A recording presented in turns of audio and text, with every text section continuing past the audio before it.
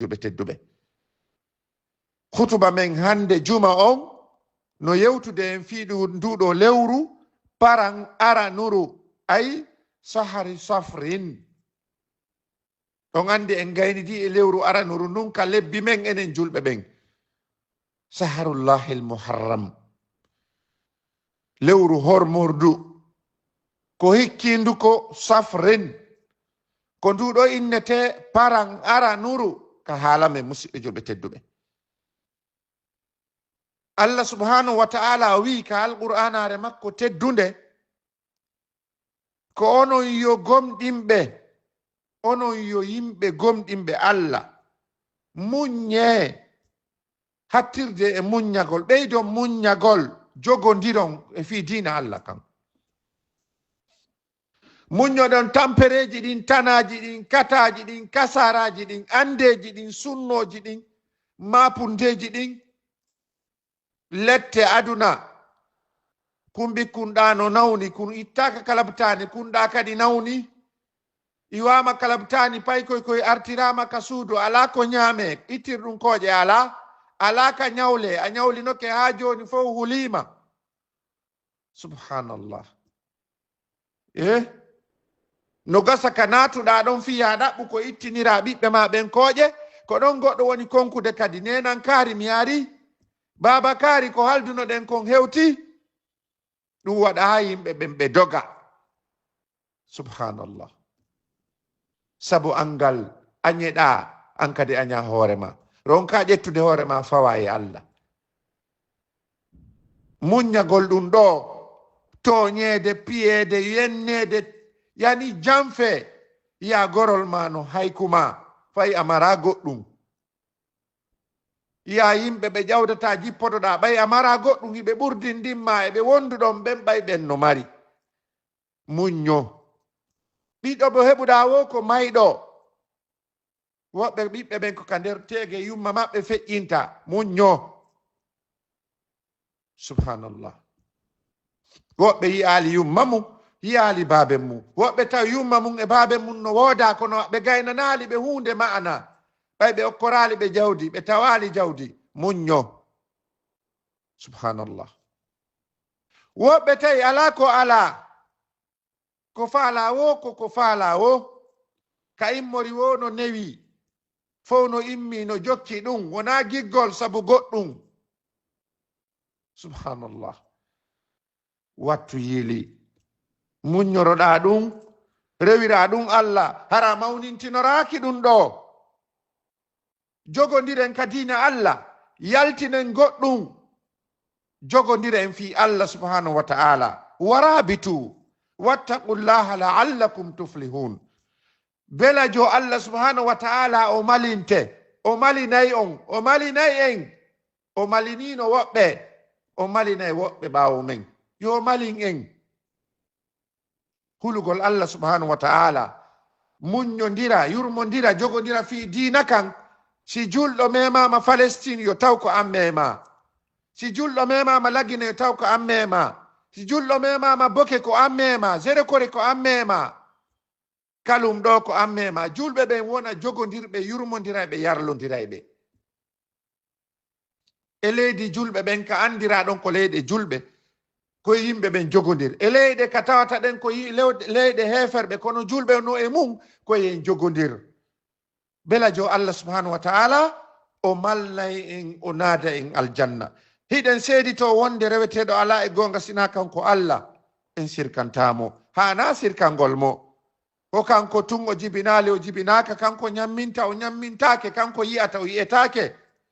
Hiɗen seedi to wonde rasulu sallallahu alaihi wasallam ko jiyaɗo makko, kanko tagi mo addi mo ɗo, o waɗi mo nelaɗo, o neli mo nelaɗo, yottini, o ɗuytali, o ɓeydali, o laaɓani e reedu, o janfaki en, o maranali hoore makko. Yo Allah yoɓumo kanko e ɓeygure makko nden e sahabaɓe makko ɓen e dariɓe ɓen ha kaɗo dina hewti en ɗo. Musidɓe julɓe tedduɓe, hulen Allah subhanahu wa ta'ala anden hiɗe rentodiri Allah. Allah no suti en koye rentodiri Allah fiye rento e waɗugol ko harmi. Kala ko Allah harmini pottoɗen, ko yamiri kon ɓattoɗen embere no wawirɗen noon. Musidɓe julɓe, anden wonde man no fewata yani wotindingol neɗɗo on mana fewata tawhid neɗɗo on bani adama mo Allah tagi on si wona so andi gonga mana tawhidi neɗɗo sellata sina so andu gonga tawhidi neɗɗo on sellata sina o andu diddu mum contraire mum ko ɓe o anda ko honɗum woni shirk konnu o anda ko honɗum woni ko harmi fenande waɗugol zina toñugol piigol katugol yimɓe ɓen waɗugol ko harmi kon ko ɓe o anda ɗum o anda kadi ko honɗum woni waɗugol ko moƴƴi juulugol waɗugol ko innete kon ittugol sadaka ittugol zakka yawgol hajju wotindingol Allah kanko tun jaɓgol annabaɓe ɓen fof mo andi gonga o jokkay gonga mo andi gonga o ande contraire gonga on ko ɗum woni fenande mana neɗɗo o ñiɓata tawhid makko on sellata laaɓata e bani adama on si wona o andu gonga ka Allah addi kanko ɗum woni alqur'ana to alqur'ana koye nder mayre woni wolugol ko woni kon gonga andugol ko woni gonga ko andugol ko honɗum jokkete andugol ko honɗum pottete andugol ko honɗum yeddete andugol ko honɗum woni dowaka jokkede saabu honɗum ande alqur'an alkarima nde fop mayre ko nde yamiri ko tawhid wotindirgol Allah subhanahu wa taala oɗo bajjo tun nde ɗo alqur'anare hinde rentini ko innete kon shirk mo shirkani Allah subhanahu wa taala haray Allah harminanimo natugol aljanna ko ɗum woni shirkangol Allah ko kafidugol Allah e goɗɗum waɗugol ko Allah wawi kon goɗɗo kadi no wawi bal woɓɓe yaha tawa no waɗi kamɓe ɓe hoolori ɓen ma ko ɓe hoolori kon no wawi ɓuri ko Allah wawi kon ko ɗum woni shirk Allah subhanahu wa taala wi'i ko nelaɗo woni yewtude yo nelaɗo wi wonde nde ɗo alqur'anare nde ka dinal islam ɗo ko kaɗo nde alqur'anare ɗo ma kaɗo dinal islam woni laawol angol min gomi jokkinagol kombo Allah jokkini kombo jokkini ɗum nelaɗo ko Allah subhanahu wa taala ngol ɗo laawol nde alqur'anare ɗo woni laawol angol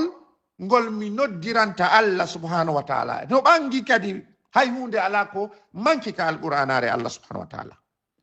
basiratan ay basiratin no laaɓi pos no ɓangi ala hunde ko suuɗi min e kala jokkuɗo lam senaye wonani Allah subhanahu wa taala min mi wonali ko mi sirkanayɗo Allah mi sirkanta Allah jokkuɓe lamɓen hana sirkangol Allah balɓe sirkanta Allah kamɓe kadi musidɓe julɓe tedduɓe gondi ari e ayeji ɗuɗude ka alqur'ana yani marɗe dalil laaɓuɗo pos ɓangin ɗum ko laaɓi kon mawnugol wotindingol Allah mana mawnugol tawhidullahi subhanahu wa taala e bone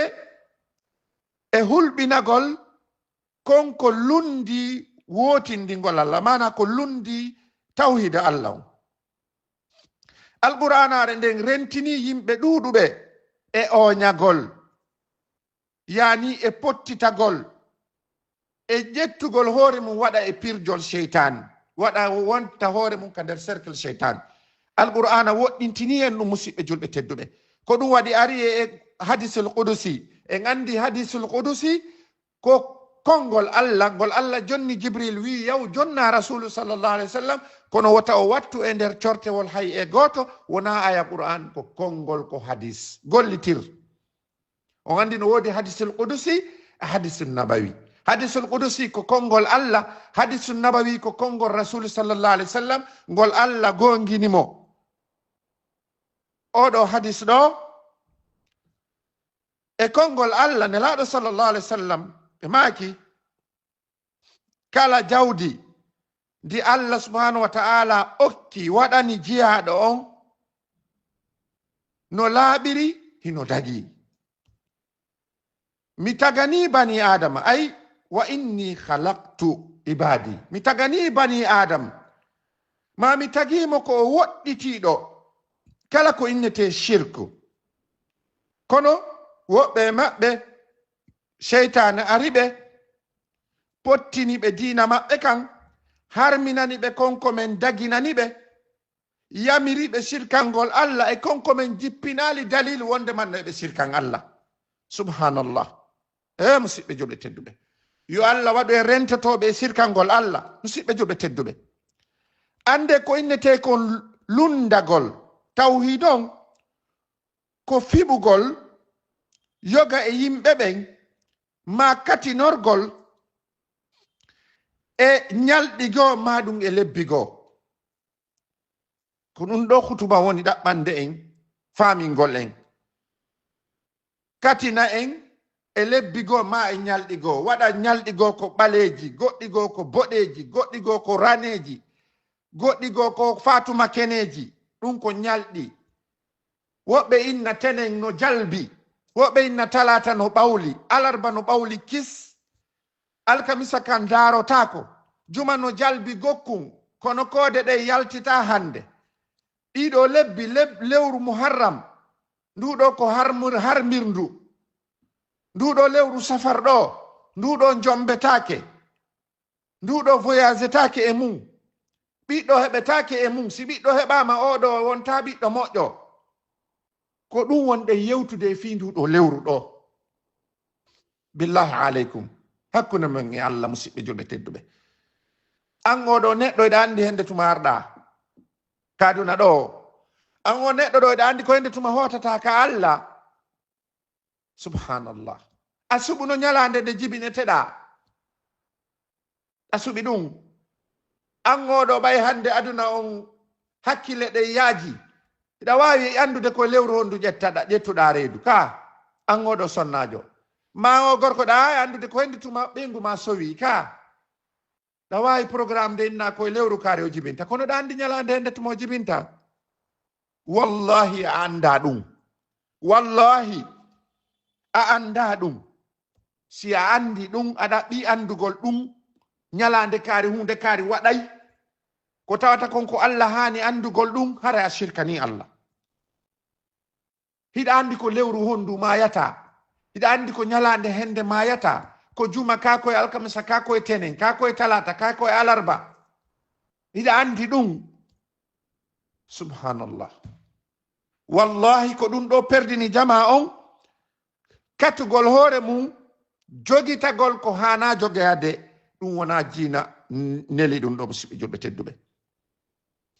joni ɓayi on ƴetti aadi ka mon on jombata ndu lewru ɗo lewru safar mana paran aranuru on jombata awa décidé o mayata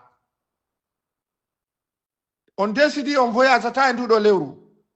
décidé ɓiɗɗo mon heɓetake e nduɗo lewru woɓɓe si ɓiɓɓe maɓɓe heɓama e nduɗo lewru ɓe dennatamo joni décidé e nduɗo lewru ila kandu fuɗɗi ha kandu lanni hande ko jelu hande ko jeɗɗi lewru ɗiɗa ɓuruka lewru ɓel yani julɓe ɓen joni desuɗu nduɗo kandu dariɗo ha kandu lanni ɗon a ñamata a yarata a ŋoŋata a ɓattota ko sonnajo ma on ɓattota koma ɓiɓɓe ma ɓen on hiwrodirta a voyageata a watta hay hunde joni desidu a ñamata a yarata a darata hay hunde desidu ɗum ko ɗum waɗi ko mere ko perdingol hoore mum bonna hakkille mum joni ɓaya jombata a voyageata joni ta ñamu woɓɓe inna ɓe didata suudu maɓɓe nu woɓɓe inna ɓe hottata woɓɓe si ɓe fotti e goɗɗo bimbi ko ɓe yilto subhanallah woɓɓe ɓe fuɗɗotako commerce nduɗo lewru woɓɓe fuɗɗotako janngugol alqur'ana woɓɓe no woodi ɓe inna ɓe fuɗɗotako janngugol alqur'ana e nduɗo lewru mana toɓɓanede naɓede ka karama ko mum toɓɓane woɓɓe inna watta ɗum e nduɗo lewru woɓɓe inna ɓe sahotako e nduɗo lewru ɗe gandi ka meɗen goɗɗo so yo janggi o yewti simore koyo saho ɓe gandi timoje buyno woodi ɗe ɓe sahinta en e mum woɓɓe inna watta ɗum woɓɓe si arama torede ɓiɗɗo mum ɓe inna yahe taw nduɗo lewru men newnana on woɓɓe si ɓe hokkama jiwo ɓe inna ɓe jombata e nduɗo lewru ɗum fof ko perdi noon ko yeddugol Allah ko shirque billah wallahi man yushrik billahi faqad harrama Allahu aljanna kala sirkanɗo Allah harminanaymo natugol aljanna ko an andi ko on to falɗa natude enen e ganda ɓe inna ɗo ustasiɓe ɓe feeti ɓe ustasiɓe no ɗuuɗi haala ɓe ustasiɓe mbaɗa hakkil ɓe ari ɓe yeddi ko babiraɓe amen min tawri ɓe kon musidɗo babiraɓe men ɓen no woodi piijigoɗi ɓe ƴetti ko angal andugol fow mum tawi ɓe fensitanaka wallahi